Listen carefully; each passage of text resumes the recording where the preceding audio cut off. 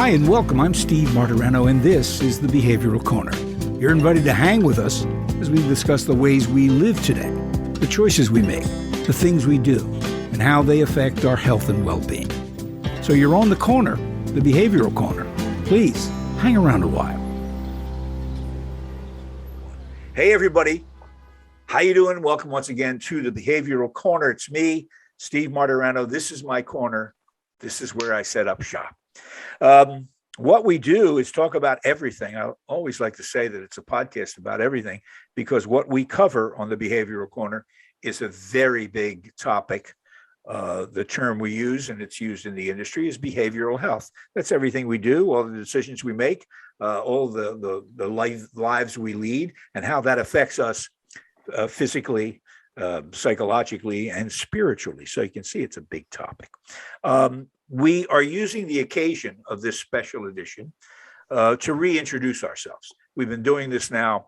Well, I've been doing a program like this for almost 10 years now, but we are celebrating, and we are, our 100th episode of the Pure podcast, which, as you know, we call the Behavioral Corner.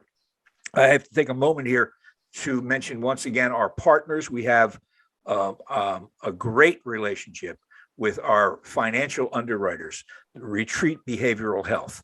You'll hear some more about them as you always do in the programs later on. But just a quick word about Peter Shore and the organization he has built. I couldn't ask for a better partner. Yeah, they keep the lights on and they write a check, but they have turned over the editorial control of this to us, and I appreciate that. They treat us the way they run their business, with a lot of interest, a lot of compassion, and total integrity. They are terrific partners, Retreat Behavioral Health. We have with us to talk about the corner specifically, but the idea of podcasting in general. I hope you find that interesting. And I think you will, because of the explosive growth of internet broadcasting. From Retreat Behavioral Health, our liaison guy, digital strategist for them, Tyler View. Tyler is the youngin among the three of us here, and he joins us. You're in Connecticut, right, Tyler? Yeah, so technically I work out of Connecticut, but I'm remote a lot. So I'm in New Hampshire currently, but yeah, super excited to be on. Thanks for having me, guys. It's a little different. I'm on the other side of the screen now. Yeah. Not from a brainstorming aspect of it, but yeah, pleasure. Tyler, as I say, liaisons with us, and we compare notes on what we're doing and what might be a good idea. In addition to which, and you'll find out more later, he actually in his spare time wastes it by talking about the New York Yankees, the love of his young life. He has a podcast devoted to Yankee fans, okay, Yankee fans. Okay, we'll talk about, how he put that together. And also my strong right hand in producing this damn thing, and that's Paul Altabelli. Hello. You'll find out what Paul does. How you doing, Paul? Yep. Thank you, Steve. I'm doing good. And also, it's a little interesting for me to be in front of the mic as opposed to behiend the scenes. So I'm enjoying it. Thank you. These are these guys that sit in the back coasting on the host's, just they coast along. The host does it all. Actually, no. Actually, without these two guys, we don't have a show. You have an idiot like me babbling incoherently. So I thank both of them right now. Real quickly, a little historical background. Paul and I had another project. I reached out to Paul an awful lot. I've known him his whole life. In terms of podcasting, we launched a radio station, a full-blown radio station that was a partnership with the legendary alternative newspaper in New York City, The Village Voice. We did that 22 years ago. Mm-hmm. 22 years ago. It's not a very long period of time, but in terms of streaming, it was the horse and buggy age. Believe me, the difference between what goes on now and what went on 22 years ago is extraordinary. We're going to get all into the nuts and bolts about podcasting and everything because it's so fascinating. But guys, before we do any of that, let's talk about the Behavioral Corner. I say it's a podcast about everything and it is. We have had all kinds of people on the program from all walks of life and made them fit into our mission, which was incidentally to be a portal, to be an entry point into a lot of topics that I say you may find interesting all by themselves, but more importantly, how are they affecting you? How are all these things affecting my mental health? Whether you're struggling with substance abuse, we've had a lot of that on. But we did launch the podcast, in the teeth, in fact, at the dawn of the pandemic, which has been the overriding, all-consuming topic of all of our lives for over 2 years now. We launched it, at that moment. There were some ironies there. We knew we were going to have some captive audiences. We knew there were a lot of people that weren't going to be in their cars anymore, going to work. They were going to be home. So the irony was, that's great, they're there, but boy, how can we not talk about the pandemic? So we had to sort of chart our way there. Tyler, as a digital strategist, what did that realization, how did that affect your job? What were you thinking about when you went pandemic? Yeah, so I kind of joined Retreat in the middle of the pandemic, but I think from, like a digital standpoint, it's just everyone had to pivot in some way. And I think a lot of businesses for the better, actually, in terms of like production efficiency and just being able to kind of connect with whoever, whenever. So I think that was a big thing coming out of or going into the pandemic and coming out of it, is just kind of capitalizing on whatever it is you're working on and being able to recognize that you kind of have to pivot, or else, something could in theory go under. So I think, being able to adapt really quickly is definitely something that I kind of took from the pandemic. Well, by the way, the Yankee podcast you do, what's the name of it? Four Trained Savages. I wouldn't say it's too appealing to the ear. It kind of gives you a weird feeling, but it's from a quote that, Aaron Boone, old Yankee and current manager, he had a funny quote where he calls the players savages. So that's kind of where we stole it from, his rookie season. But yeah, Four Trained Savages is where you'll find it. Aaron effing Boone. Yeah, some guy. We know all about Aaron effing Boone. Anyway, he's a surprise over the weekend to see that he's still managing. Oh. Anyway, I'm kidding. And so how many episodes do you guys have under your belt? Yeah, we're 82 episodes in now. Started August of 2020. So it wasn't right at the beginning of the pandemic, but kind of slap in the middle. 2020, 82 episodes. Yeah. Well, and the pandemic impacted everything, but it certainly disrupted sports. So that's an interesting moment to be talking about sports and nobody's playing, right? And then they're playing in front of empty stadiums, and it's weird, right? Paul Altobelli has a background in both terrestrial broadcasting, regular radio, and he's now been doing new media for a long time now. Paul, how long have you been doing that? Since '97, long time. All right, so Paul really knows the ins and outs of this. What happened? And he has a for real job. He does this all the time. What happened at your where you work? How did the pandemic impact you guys? Well, for me, I was pretty much working from home for the last 10 years. So when the pandemic hit, it wasn't that different for me. I was using Zoom, I was using Microsoft Teams, I was interacting with people that way. But for my colleagues who went into the office every day, and then all of a sudden, what was it, March 12th? Nope, can't go in the office anymore. And how weird it was for everybody to get used to what we're doing right now. It's just like, I got to put my makeup on. Oh, what's the background look like? Can you hear me? Can you hear me? Can you hear me? That kind of stuff, And so what you said, Tyler, too, being able to adapt quickly, that's what we had to do with my company. That's what Steve and I had to do, too, because I think, Steve, the first couple episodes, you were recording in a studio. Yes. And then all of a sudden we had to figure out, well, how do we, because you couldn't even go at Retreat anymore. Nope. We used to go up to Retreat and do it in a studio, which they built for me in the basement of their outpatient facility in Akron, PA. And it was terrific. And then boom, that got shut down. Well, you know what? That's what I want to talk about here at the beginning here, because that's going on. And we all still have things to do in a wholly different context. The interesting thing from the standpoint of the behavioral corner was, okay, it's interesting, as Paul says, that you're not going into the office every day and suddenly you're worried about the way you look. But the other thing that was going on more directly that affected us was, okay, as we scrambled to figure that out, what else is going on? We were, because it's our mandate, we were looking for behavioral changes. What's going to happen as a result of all this isolation? How are people going to change? Are they going to get better? What's going to be the impact on what was already an opioid epidemic in this country?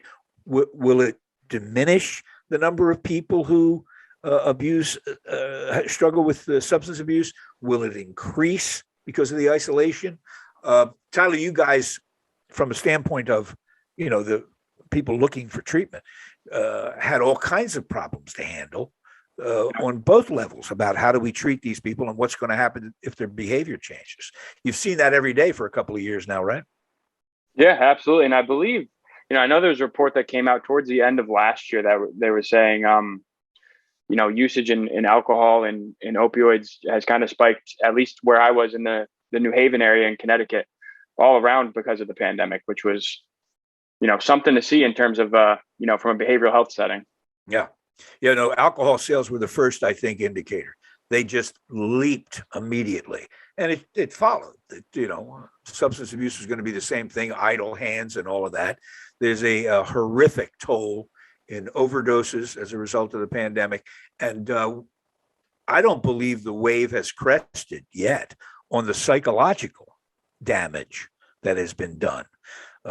We've done so there. Let's stop right there and go. So we said, who do we want to talk to get a measure of what life is going to be like locked down? And we're very lucky. We have great friends in the Philadelphia area who have interesting jobs that I think everybody can relate to. I reached out to one of my oldest friends. He's a very legendary guy. If you know anything about the music business, or even if you don't, you know the kind of work Larry Maggot did. He was one of the 2 or 3 biggest rock promoters in America. And I said, you know what? The music stopped. The music stopped worldwide. There wasn't any shows to go to, no live music. So I said, let me talk to a guy who can give us a macro view of what this is going to be like. And I will never forget what he said.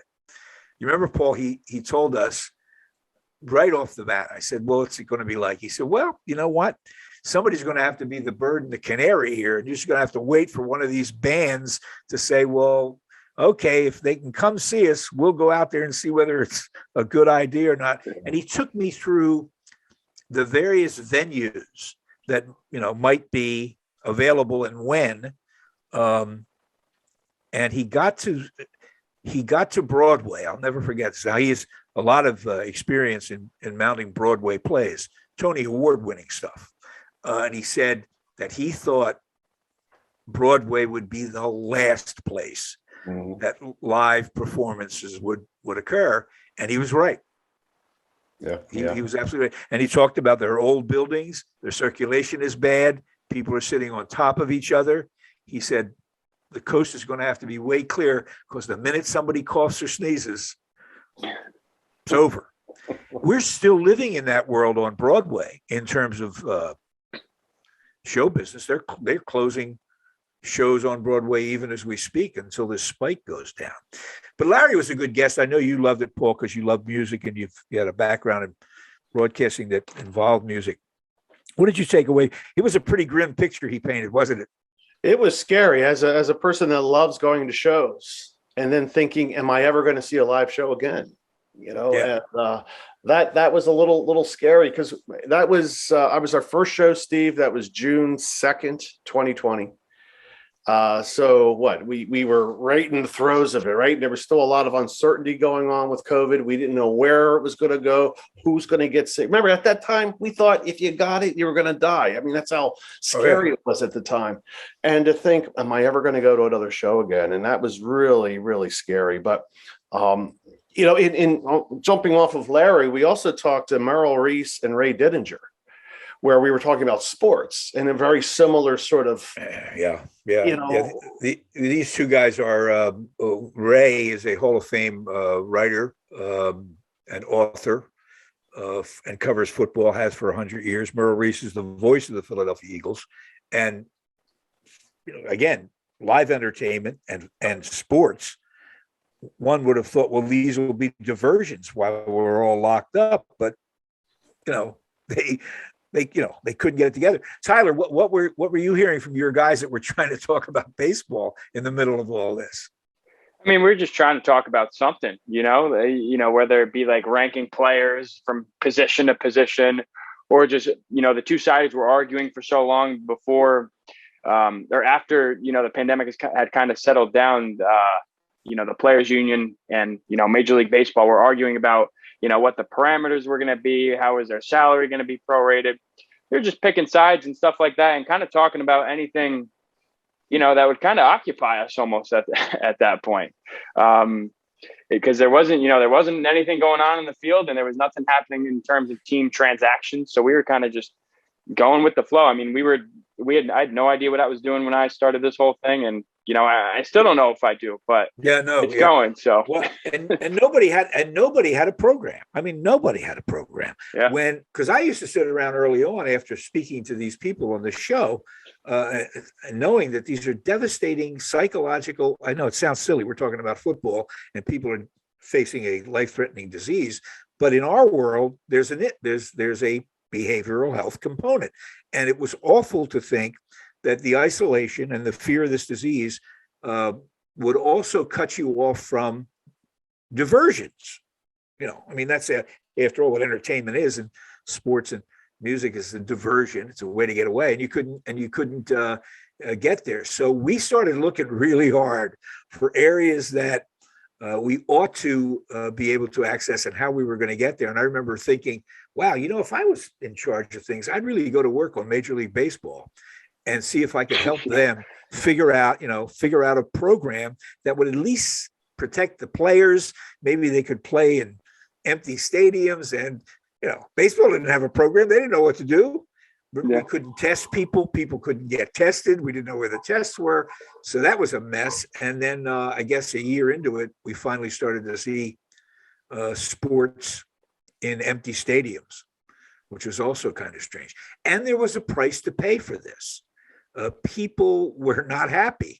They, trying to get their jobs done. And so we talked to a lot of people, always looking for two things. One, how does their story relate to behavioral health, and how has it changed in the context of this pandemic?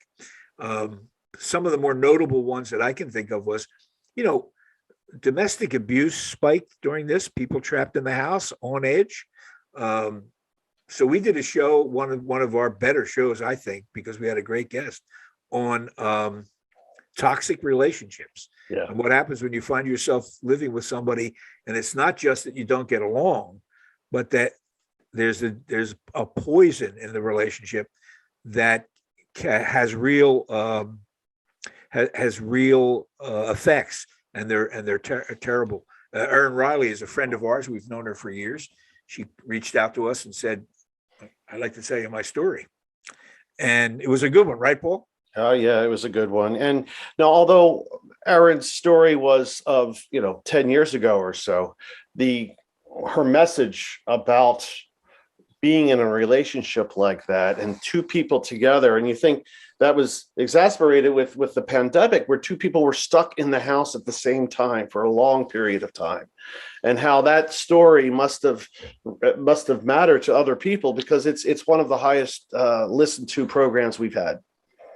Well, you know what? Yeah, it was it's, and I don't mean this facetiously, but the bad man, the bad men motif through Me Too and everything, certainly justifiable and long past due, but it played right into that. There's a lot of hostility, and it certainly was exacerbated by, like we said, this being trapped in this thing. But it wasn't the only place. And so the shows just sort of rolled out of that notion here on the corner, because everything was affected by the pandemic. and we are a podcast about everything. One of the things that obviously, and we mentioned this, that was affected, and that was substance abuse disorder.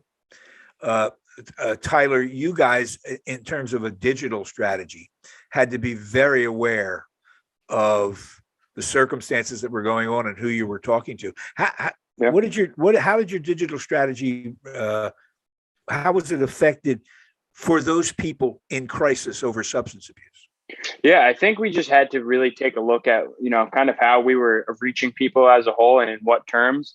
So kind of just being able to, kind of setting ourselves up so people that, might not have the best hand when it comes to technology, but still being able to reach us, being able to learn from blogs, podcasts like this, things of that nature, just kind of being able to connect with the everyday, amateur technology user that may not be able to, understand like things like keywords and SEO and all of that, but really, they can just get a quick Google search and boom, they kind of get what they're looking for. So being able to kind of, target and attack in different ways, but simple ways, I think was a big thing when it came to, digital strategy and marketing as a whole. Yeah, the other thing that the miracle of our media age accelerated, and that's telemedicine.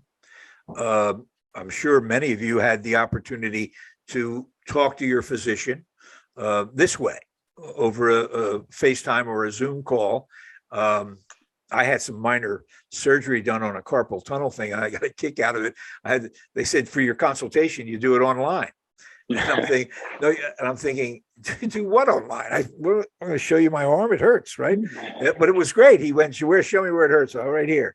And I'm thinking, oh, okay, well, now it turns out it's a very big deal, and it's not going away, by the way. Telemedicine is absolutely here to stay. So almost everything that the pandemic touched, again, tragically and ironically, opened a door for us. It really went, well, wait a minute, let's go talk to somebody who maybe is doing a little better than somebody else, even though they're isolated. And so we looked for people that were doing yoga, which, you can do anywhere, who were decluttering their houses. Great opportunity. And you would think, how's that got to do with behavioral health? Well, you know what? Read a little bit about how clutter can make you, borderline depressed and anxious. So we brought in a great woman who did it sort of professionally. I forget her name as I'm sitting here. Beth Lennon. Beth Lennon, exactly. The clutter lady. That was a great show. She was terrific about how to get. Well, with her too. It wasn't just about. I mean, she wasn't coming in and helping you load up the dump truck. She was trying to get to the cause of what's causing the clutter. Yeah. And then how to change those behaviors, going back to that, because we always want to get back to the behavior, why we do the things we do. And that's what I found really interesting. She's like, look, I'm not going to help you clean. I'm going to help you get to it so it doesn't happen again. Yeah, by the way, and the point she made, which was, just brilliantly drawn out, was the clutter you can see is just part of the clutter. The real clutter's in your mind. You're not thinking clear now if you think you need that, whatever it is that's been sitting on a shelf for 15 years and you're never going to touch again. Why can't you get rid of it? She was wonderful, and again, right in our wheelhouse. Paul, do you remember some of the other programs that stood out for you that we did? Well, you did bring up the alternative medicines. I found those fascinating. We did a bunch of them in a row. We talked about Reiki, meditation, crystal therapy, sound therapy, acupuncture. Now all of these, except for maybe the Reiki, because that's truly a touch, people were able to pivot quickly and then figure out how to do it through Zoom. And so they were able to continue their practice or how they were helping out people. But I found those interesting because it doesn't have to be a pill. It doesn't have to be traditional therapy anymore. And then speaking of traditional therapy, and we've touched upon this a couple of times, is psychedelic therapy, which I'm just finding, especially for those people that suffer from PTSD, incorporating psychedelics and that type of medicine to help people get to the root of the problem quicker, I found absolutely fascinating. Didn't know it existed. It's one of the great takeaways from listening to the show as a listener, not the producer, that I walked away with and said, that's something else. Tyler, one of the things that we benefited from on this program, even before it was a podcast, when it was a straight up radio program, as I say, almost 10 years ago now, is that because of the work Retreat does, initially substance abuse and treatment, but now a mental health component as well, you would hear about emerging trends, negative trends, before they became popularly known through mainstream media. So, people think the opioid epidemic happened a year or two ago. This thing has been rising for 10 years now. And I remember when clinicians would join us from Retreat, as they often do for their professional expertise, and they would come in and say, wow, are we seeing a lot of opioid overdoses? This is before it was in the newspapers, right? It was many, many years ago. And over the years, Retreat's people have alerted us to methamphetamine, benzodiazepine problems, stuff that you're not reading a lot about. And we would get shows on as early as we could. Another thing that we have spent a lot of time with, Tyler, and I know comes right out of Retreat's work, is work with veterans. You guys are really committed to working with veterans, right? Absolutely. Yeah. I believe we are still partnered with Birdwell, but yeah, we have done a ton of work with them, who are a big veterans association. But then, yeah, just all of our veteran liaisons at each of our facilities, we put a big emphasis, behind that in terms of everything, patients, direct care with them, from a digital standpoint, marketing.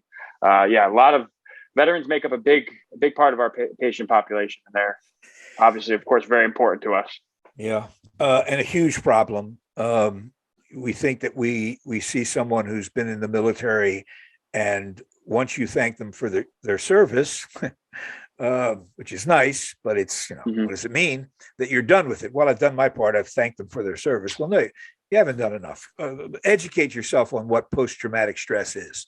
And then maybe you'll understand what's happening inside the heads of these people. We're here to talk about this podcast we started 100 episodes ago now.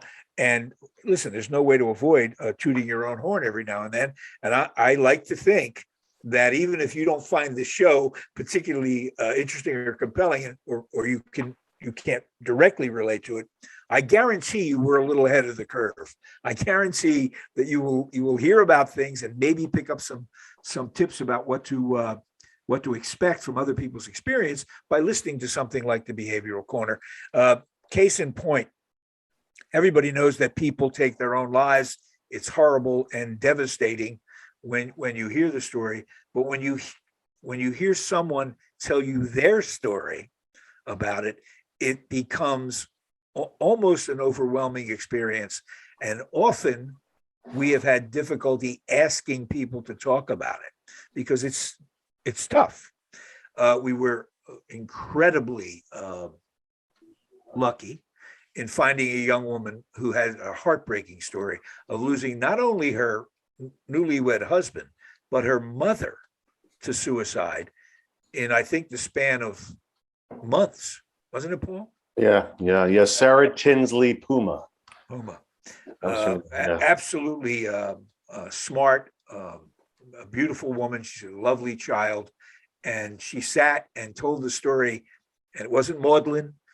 She didn't break down, but it was a devastating story about the suicides in her life and how and grief in general, and how to, there's no conquering the grief. There's just dealing with it. Once again, the kind of stuff that goes on in your life that absolutely changes the way you think. The other stuff we like that I really enjoyed was we've done a couple of shows about bullying.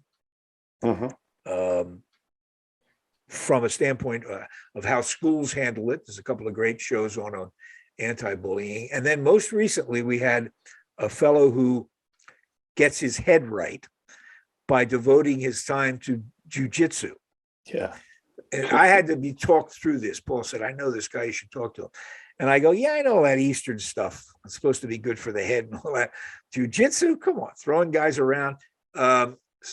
Scott Terizzi was fantastic in terms of talking about the psychological and mental benefits of a martial arts program, whatever it is.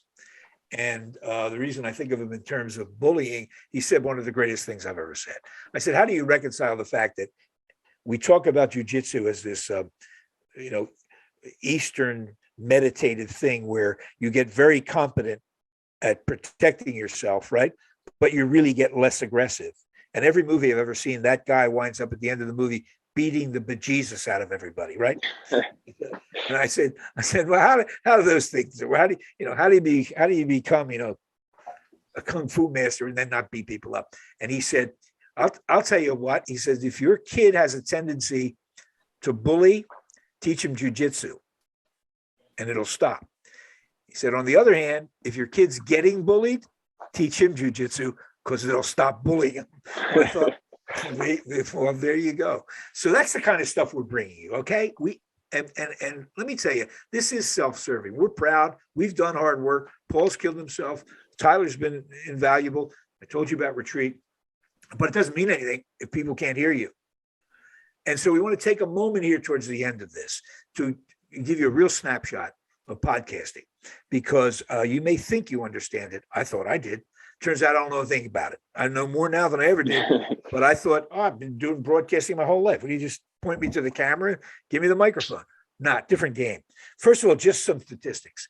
There are, what the numbers said, there are something like 15,000 licensed radio stations in the United States. So something like 44,000 worldwide. That's in 100 years. Okay. So radio's been around in mainstream since about 100 years. In 100 years, there are 15,000 radio stations in the United States. Podcasting, I would guess, is what, 20 years old? I bet we were about 2007, about 2006, 2007. Yeah, not even 20 years. There are currently 2 million podcasts, and I think that number is vastly underreported. But 2 million. So here's the irony again.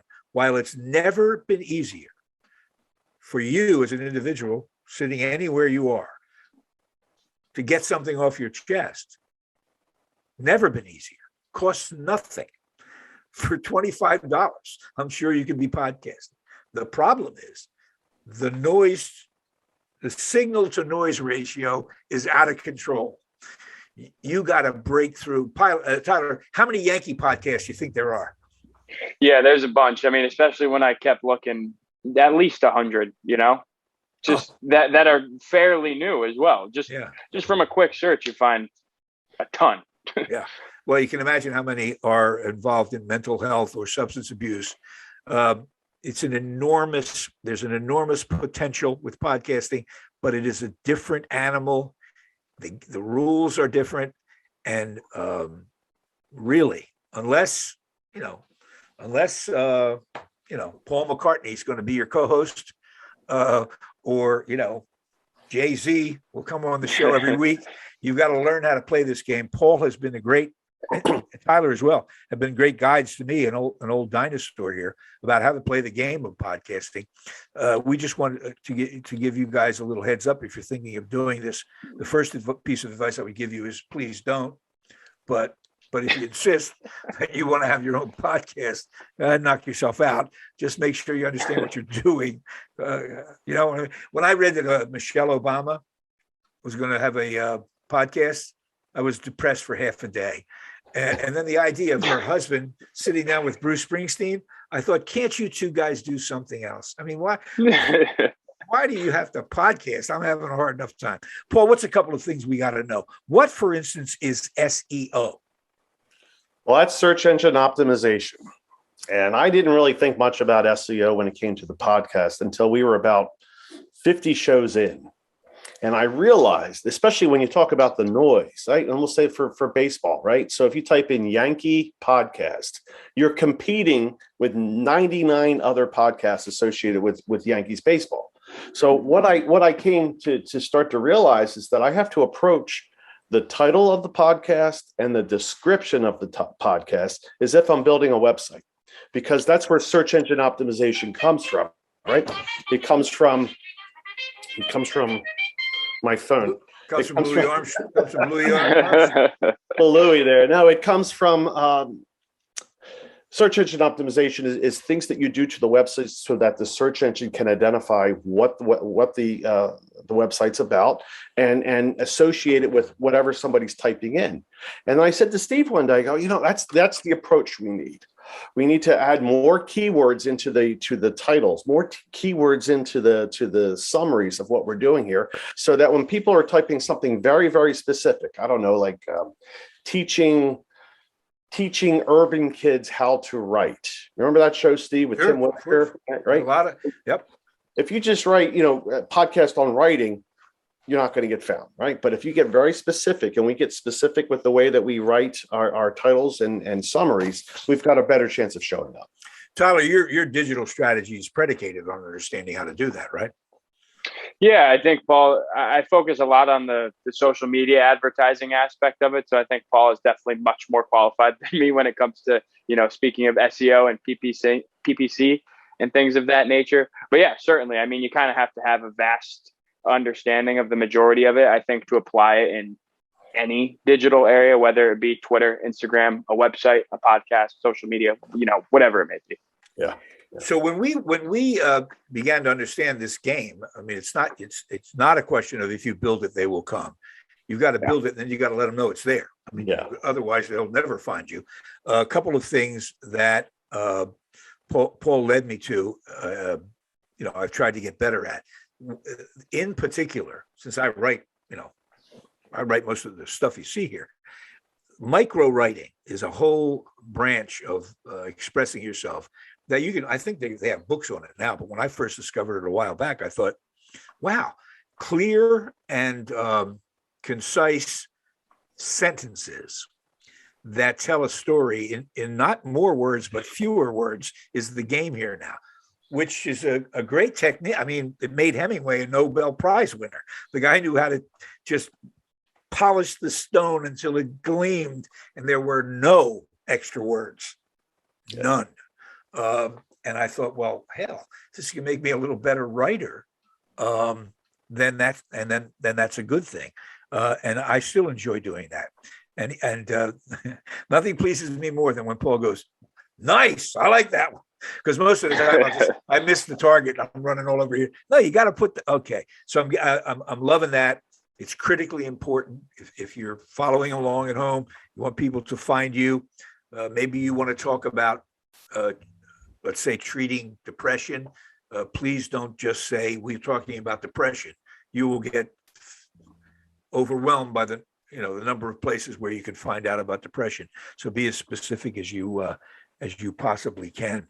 And I guess the other thing that I wanted to bring up before we get out of here, is look, content is king. Doesn't make any difference how much work you put into anything. If you don't have the goods, people are not going to listen long. They're going to go away. So we've been lucky in that through Retreat and our connections, we've been able to get interesting people. But and that's critical. They've got to have something good to say. But again, then you've got to know how to beat the drum in a clever way, because this is a new mousetrap. This is a brand new mousetrap. Finally, I want to ask Paul this as the kind of everyman guy. Tyler, you can chime in as well. Yeah. One of the great benefits I get of doing this, because I'm interested in everything. Stuff interests me. And so it's given me an opportunity to explore things that I wanted to know more about. I know, Paul, you've told me more than once, because Paul has to listen to everything. I mean, I do it and then he listens to it. Couple of the things that you've taken away from the Behavioral Corner. I got four. Getting sober doesn't mean you're cured. Okay. That was one thing. I know that we've had people say, well, I got sober. And then we started getting to the underlying root of what caused that. And I thought that was interesting. Sobriety is a process, not an event. It isn't, it's rare that somebody can just quit and then go on with their life. This one's kind of paraphrasing something that you said, Steve, which every time I hear it, I identify with it. And I think it makes sense for a lot of folks. All stories of addiction and sobriety are different, but they're always the same. That was a takeaway there. And then you're right, with all these people that we've talked to, we call them the voices in recovery. They ultimately have some sort of trauma happened, and then they start drinking or doing drugs. And then they have all these terrible things that happen, and then they find the light and they move on and they get better. But it's always the same story. It's always that occurred to me a long time ago. You can hear, and the reason I say it that way is that I won't want people to, because you can shut down. Oh, that's the same story. Well, it is the same story, only it's a different person, so it's different, no matter what you think. That's been great, and I've learned a lot of other stuff. And Tyler, when you guys have, because we do a lot of stuff in conjunction with Retreat. If they're doing a webinar, we'll try to do something along those lines. Going forward, I wanted to just leave everybody with this because we're taking up too much of your time. It's our 100th podcast. If we can do another 500, it'd be great.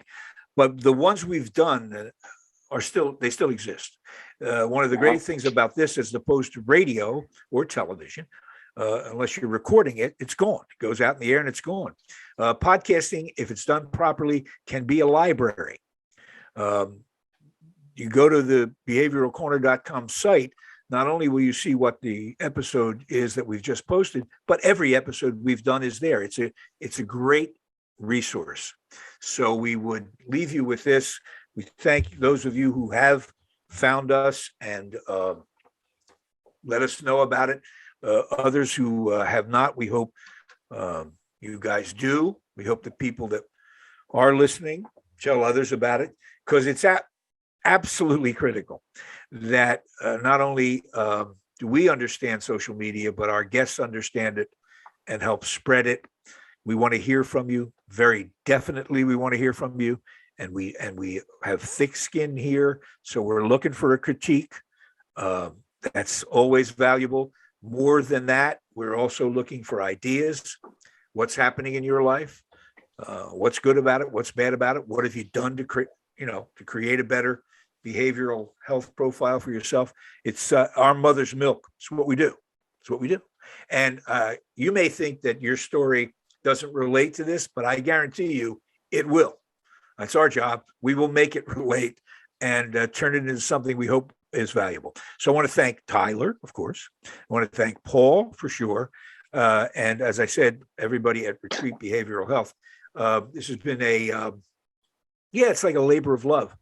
It's just, I just look forward to this all the time. And we want to keep it going. And again, we want to hear from you guys. The site, behavioralcorner.com. Get over to, what do they got to do? They got to follow me in a cab. How's it work, Paul?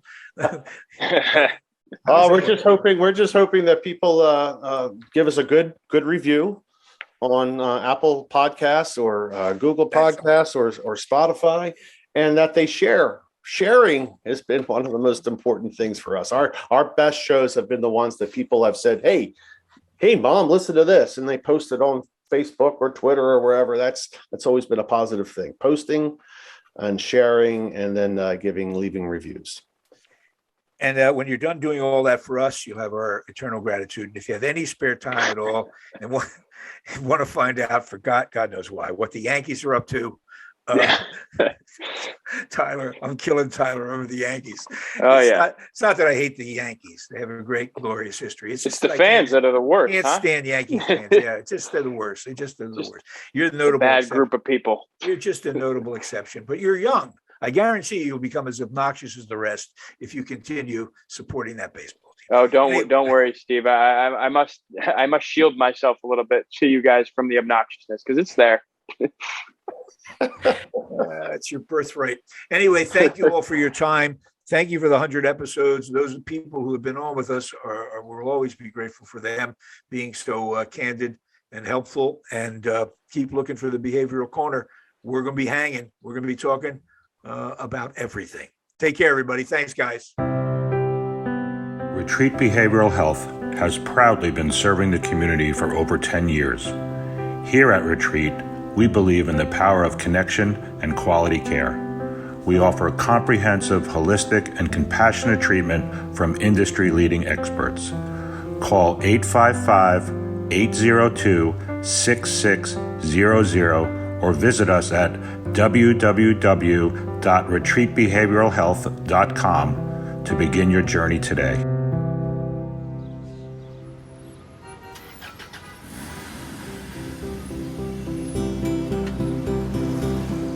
That's it for now. And make us a habit, hanging out at the Behavioral Corner. And when we're not hanging, follow us on Facebook, Instagram, and Twitter on the Behavioral Corner.